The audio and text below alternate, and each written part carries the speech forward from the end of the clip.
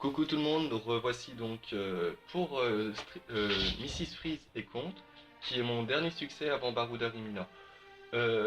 J'ai choisi ce placement de manière complètement optimisée. Vous allez voir que grâce à stabilisation, je vais pouvoir protéger tout le monde, mis à part une petite fraction sur le panda. Si vous voulez choper la main pour les Donjons Free Ghost 3, avec bien sûr le doublon boss, parce que c'est pour ça que je fais les vidéos, c'est vraiment un tuto pour ça. C'est vraiment le combat que je vous conseille parce qu'en fait ça a été le plus facile, il a été fait du premier coup.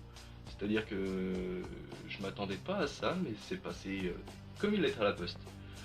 Donc voilà, comme je vous disais, on stabile le FK de manière à pouvoir complètement protéger tout le monde. Il ne se déplacera pas s'il est en ligne ou en diagonale avec les glyphes des autres.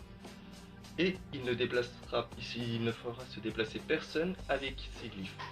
Donc je me suis collé à son corps à corps parce que vu qu'il ne bougera pas, le Feka va reculer d'un, mais il sera emporté pour les boucliers comme vous voyez. Il sera plastron, bouclier, il ne sera juste pas fraction. J'ai placé aussi une invocation à son corps à corps de la cycloïde pour qu'elle s'occupe de lui parce que l'IA est classique, hein, ça change pas de toutes les vidéos que je fais. C'est-à-dire que je lui donne de quoi s'occuper pour le premier tour, qu'il ne dérange pas mon placement. Donc là, je protège tout le monde. J'ai choisi le roublard parce que c'est mon personnage principal, mais également parce que j'ai trouvé qu'il y avait beaucoup de tutos avec les ennemis. Et que roublard, en fait, il faut un peu adapter sa façon de jouer pour pouvoir réussir les doublons. Donc je me suis dit, tiens, on va le faire avec le roublard au passage. Ça expliquera un peu comment jouer roublard en doublon. Pour les autres combats, il n'est pas très intéressant, roublard, mais pour celui-là, il est vraiment génial. Vous allez très vite voir pourquoi. Ça booste, ça place, ça tape, ça met de l'érosion pour épée du destin. C'est vraiment pas mal, roublard. Donc les boucliers sont faits. Le premier tour par contre n'est pas très intéressant. Si je me trompe pas, j'envoie le roublabot pour mettre prise un peu plus loin, le compte aussi. Le temps de taper le cyclo au tour 2, mais non, le premier tour n'est pas très intéressant.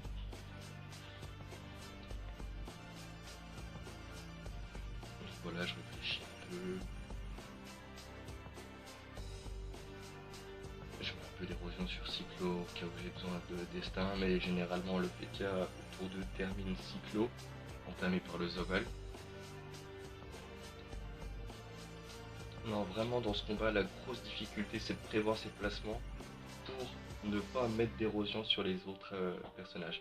Par exemple, là vous voyez qu'avec le Yop, la seule position que j'ai pour rendre cyclo vulnérable et de ne pas taper mes alliés, c'est vraiment d'aller en direction du milieu de mes coéquipiers, de manière à rendre cyclo vulnérable, repousser roublard et Zobal, et Feka ne bougera pas vu qu'il est stabi. Donc voilà, cyclo est vulnérable, je peux taper. Sachant qu'au prochain tour, avec le panda, je vais éviter d'aller en direction de cyclo, parce que si je vais en direction de cyclo, le Yop va taper contre lui et va avoir de l'érosion. Donc le comte va taper le panda vu qu'il n'est pas sous fraction, que Mrs. Freeze l'a tapé, donc il est sous érosion. Donc ça, jusque là, c'était prévu. Donc voilà, en fait avec l'angle que j'ai, pour pouvoir vulner cycloïde, il faut que je recule. Parce que si je me mets en ligne, là je dois aller de 3 à droite. 3 à droite, c'est le décor. Donc je recule et je fume. Donc voilà, j'ai plus grand chose à faire après.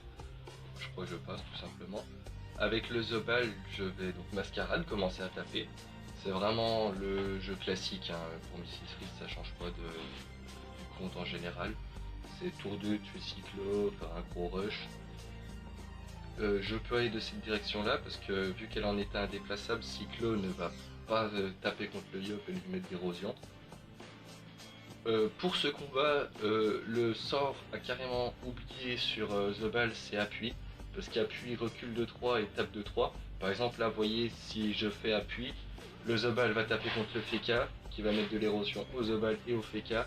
Le Yop reculant de 3 va taper contre le panda, mettant de l'érosion sur E2, et le roublard va se trouver au corps à corps du comte. Donc comme je disais, je termine cyclo avec le féca.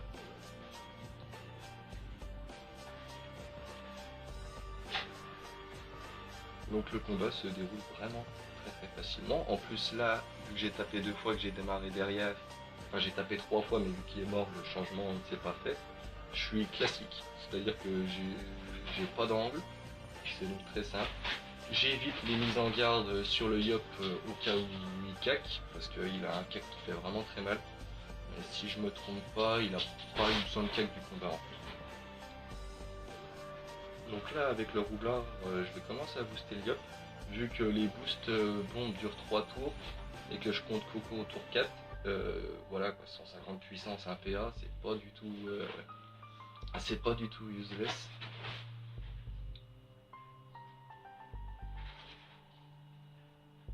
Donc là j'étais un peu déçu parce que je pensais que Strigid allait rester assez près de manière à ce que je puisse la rendre vulnérable avec le Yop. Mais je me sers du Zobel en fait pour le faire. Vu qu'un tir repousse de 4, ça envoie en ligne de Cyclo qui rend vulné. Et comme vous avez vu, j'ai bien fait attention à ne pas mettre de dommages poussés. Donc là je compte de manière à me mettre à son corps à corps. Je suis pas allé devant le Zobel parce que il va jouer avant Cyclo, donc là il y aura, que ça soit compte ou Mrs, il n'y a aucun déplacement, de manière vraiment à pouvoir la re-rendre vulnérable. Et là vous voyez qu'il n'y a aucun personnage qui va avoir d'érosion. Vous avez remarqué que je parle pas beaucoup des boss parce qu'en fait ils sont vraiment pas dérangeants. C'est comme je disais, il n'y a que le placement qui est difficile dans le combat. Donc là en avançant je mets personne sous érosion et je mets Mrs Freeze encore plus loin. Je commence à vulner le compte parce que je vais le tuer tour 4 et que je pourrais comme ça me servir du panda pour autre chose au tour 4, placement, rendre vulnérable.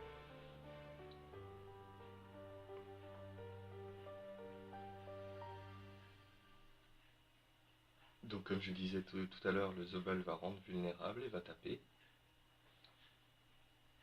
Donc l'angle m'envoie derrière, c'est pas très compliqué.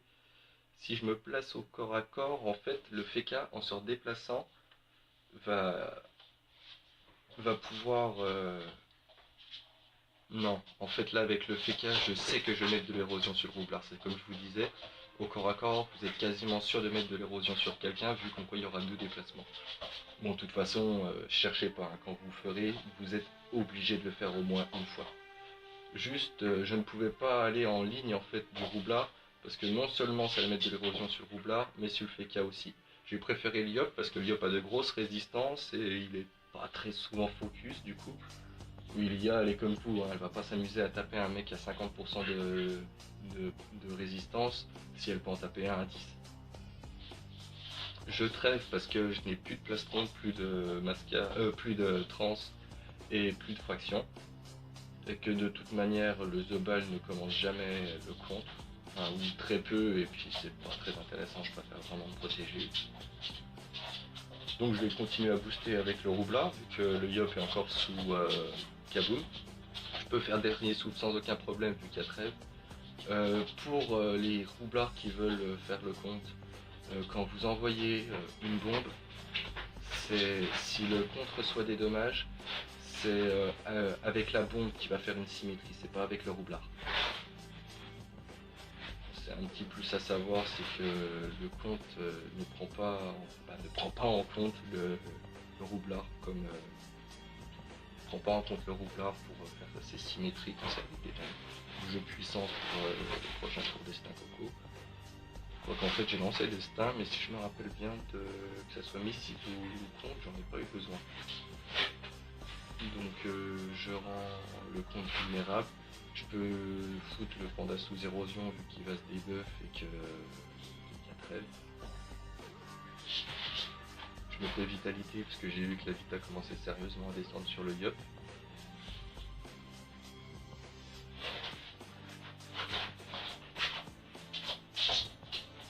Alors là, me demandez pas de vous expliquer ce que j'ai fait.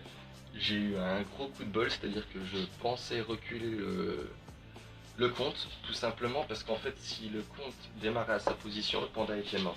Et j'avais complètement oublié le tour 3, c'est-à-dire que c'est moi qui échange ma place par rapport à lui. Ça n'a pas été très grave.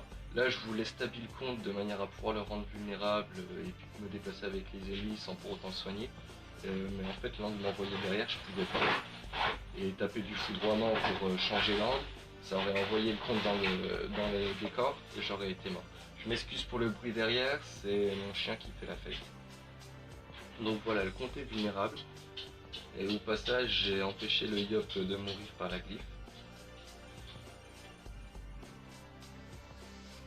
Donc là, en fait, Mrs. Freeze, comme dans son donjon, un tour sur 3, un tour sur 3 ou un tour sur 2, je sais plus, envoie le sort qui fait que si on lui retire, on tente de retirer les PM, ils en gagnent, et qui met en état un tacleur, donc c'est nickel pour le tour 4, parce que comme ça je peux me déplacer très aisément, sans chercher à empêcher le corps à corps et tout le bordel, donc je mascarade. Le grand-duc tape en fonction de sa vita, mais c'est pas grave vu que jusqu'au tour du Feka il y a trêve. Donc vraiment l'ordre d'initiative Panda, Zobal, Feka est très important. Je crois qu'il n'y a que pour Nidetza que j'ai pas fait cet ordre d'initiative en mettant le Feka en premier pour mettre des boucliers sur tout le monde. Mais sinon c'est vraiment tip top.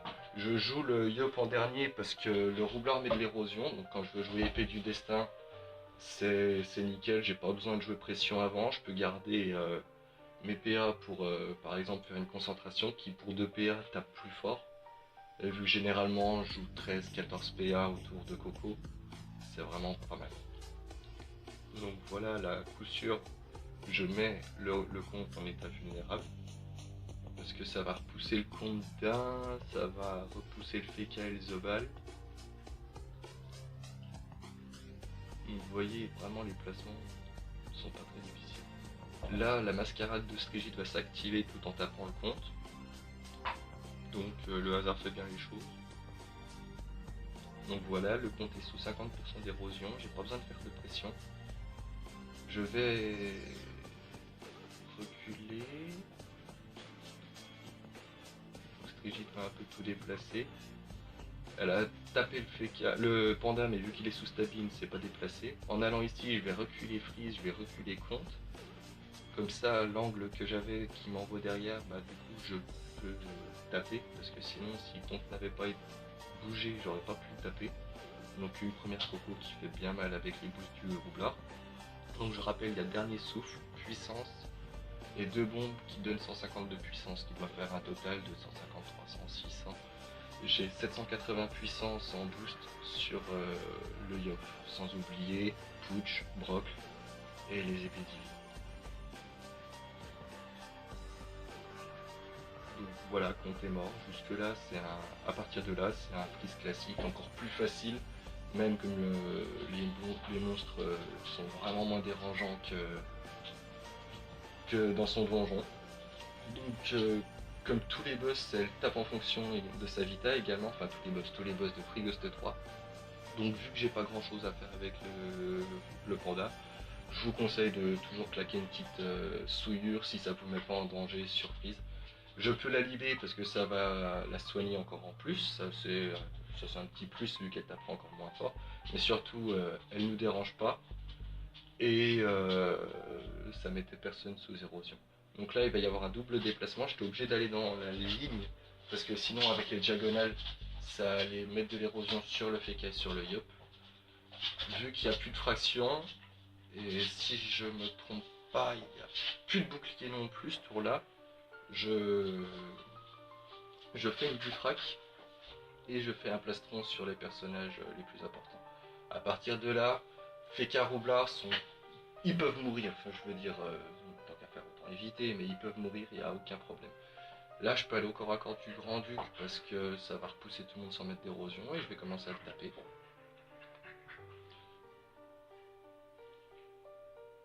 Donc regardez l'angle, un coup, 2 coups, donc par rapport à mon angle je reporte d'un demi-tour. Donc là j'ai plus d'angle, c'est facile à jouer.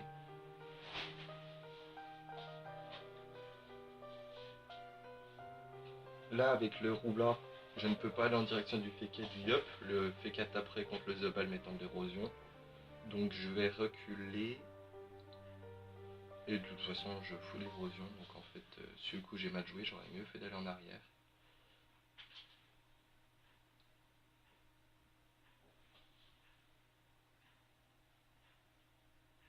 Je tue Strigide. Le roublard est en haut, c'était assez facile. Et donc là, alors j'avais commencé tour 2. Le Yop perd. Alors ça dure 2 tours, j'ai lancé au tour 3. Perd puissance, a perdu 150 de puissance des bombes, qui va taper du coup beaucoup moins fort.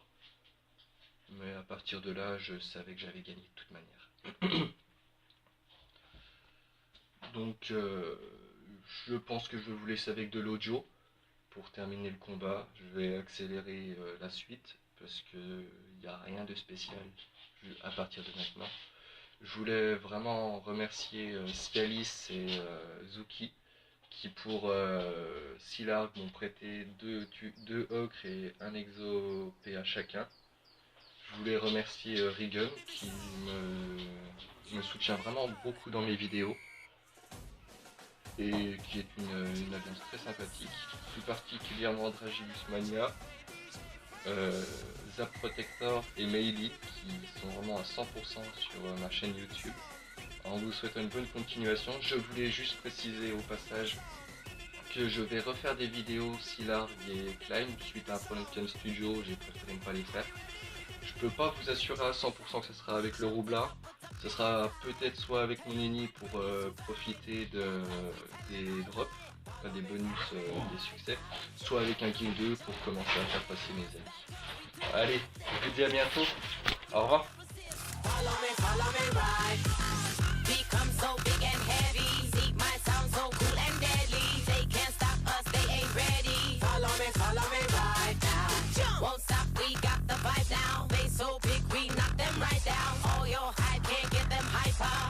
Follow me, rock. Your sound is a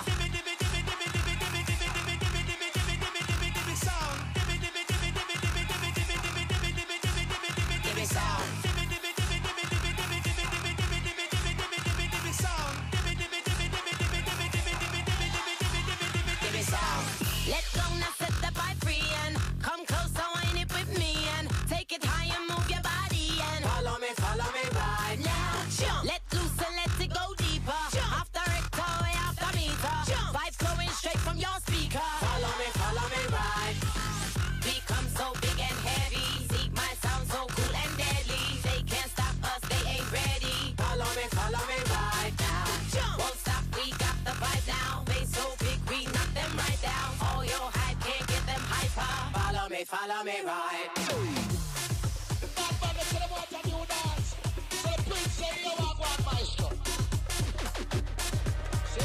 Stand up, no more waiting, no more faking and no debating. There's no mistaking, just know there'll be no escaping. Moves as I switch up the timing. Can't run from it, there's no place to hide it. Feel the fools as if it coming out fighting. Divvy sound.